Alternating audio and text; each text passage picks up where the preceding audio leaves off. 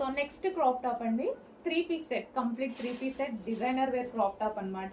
So ఇవి మనకి మార్కెట్లో 5 to 6 రేంజ్లో ఉన్నాయి కదా, సో అవే క్రాప్ టాప్స్.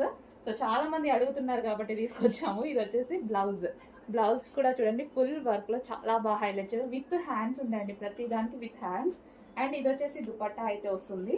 అండ్ ఇది మనకి క్రాప్ టాప్.